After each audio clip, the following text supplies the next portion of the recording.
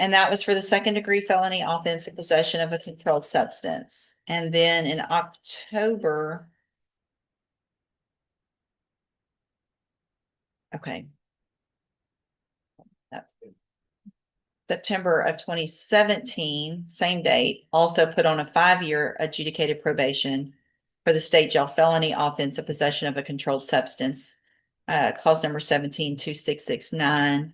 And so this is 17-26688. We were previously in court. Mr. Barlow entered pleas of true to counts 3, 5, 6, and 7. So we're just here in the second-degree felony. The other one's already expired. I received an updated report. Have you both had an opportunity to review that report? Yeah, Judge. Yes, Judge. Any additions or corrections? Oh, not from the defense judge. Not from the state judge, other than I think we have all previously discussed this before, that the new offense allegations all occurred in Harris County, and we waited some time for those to resolve themselves, which is why we're not approving. Okay. And they haven't resolved themselves, No, or they have? No, we're currently set for trial next month.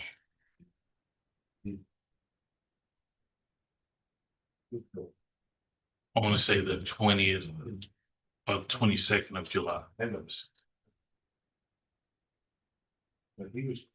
Well, okay. So what he pled true to was failure to remain in Jefferson County, failure to report the arrest, positive urinalysis, and failure to pay fees. And everything else had to do. Let me double check.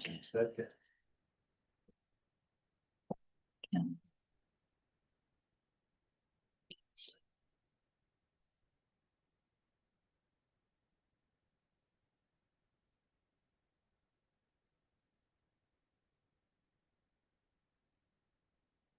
Okay.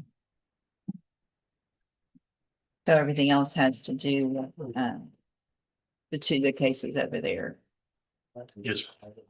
All right, Mr. Lewis, and there was no agreement. Mr. Lewis, you may proceed.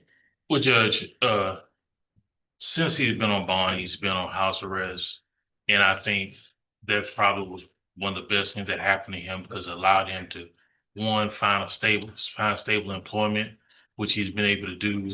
And recently been able to actually find a nice stable housing situation for him and his children. He's basically operating as a single parent, because his wife still legally his wife. She's in Harris County.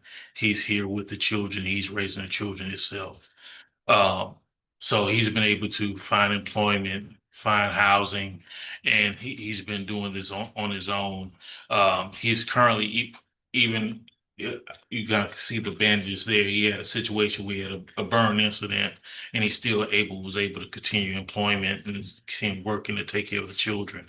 So I know that the recommendations, of course, of probation have been either ISF or some type of zero tolerance or high risk caseload.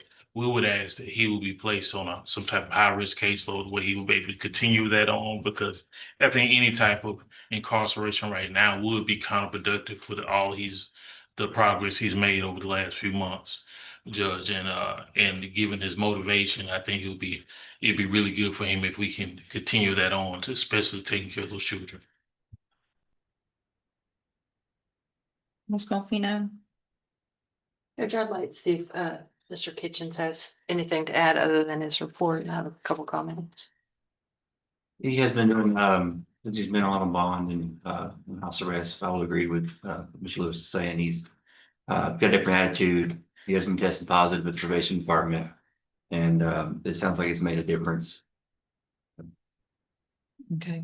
And that's what I wanted to see, Judge, if you concurred with that. I would agree with Mr. Lewis that as many times as we've dealt with Mr. Barlow on this case, on other issues in the past, I mean, I felt like I've had him on my case for 5 or 6, 7 years.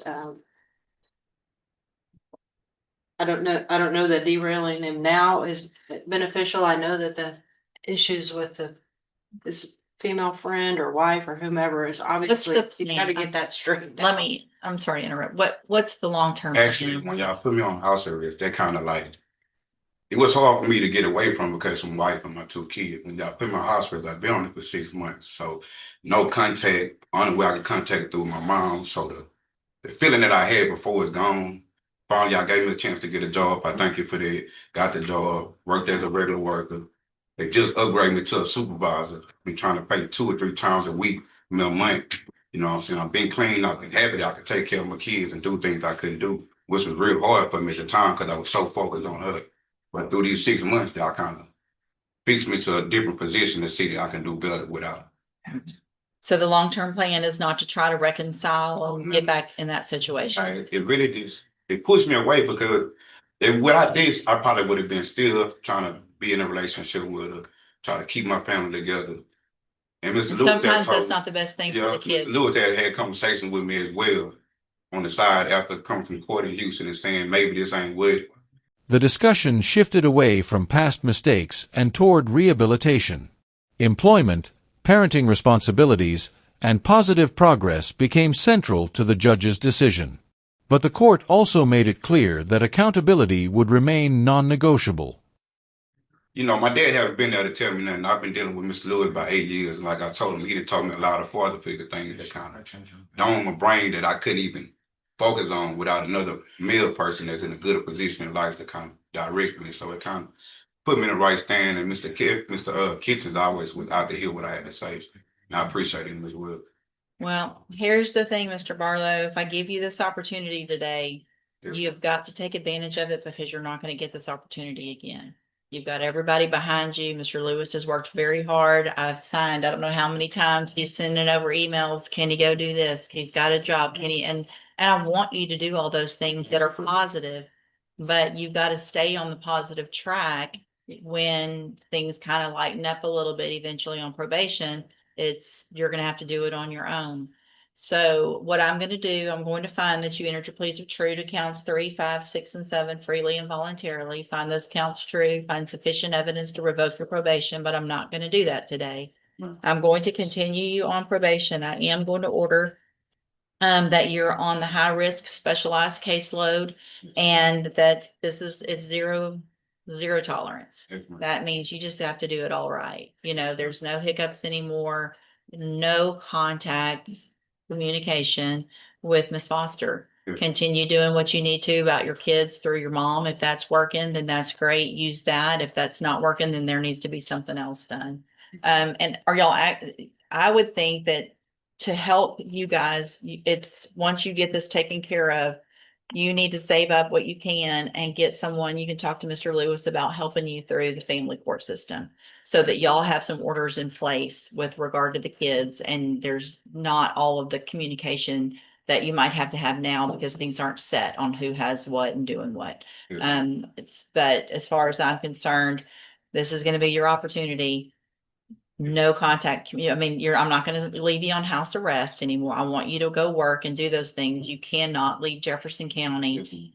If she comes to Jefferson County, you better avoid her. If she shows up, you better go lock yourself in a closet and call the police and say, I'm trying. She's bothering me. She can't give you permission to violate my order. Okay. So she can't say, it's okay. Let's just talk about the kids.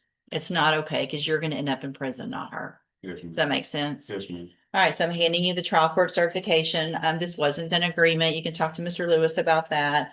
And if there's anything else, Mr. Kitchens, that comes up that you think would be a good condition to add that would help Mr. Barlow, then just let me know. We'll make that happen. Good luck to you. Thanks, Mr. Lewis.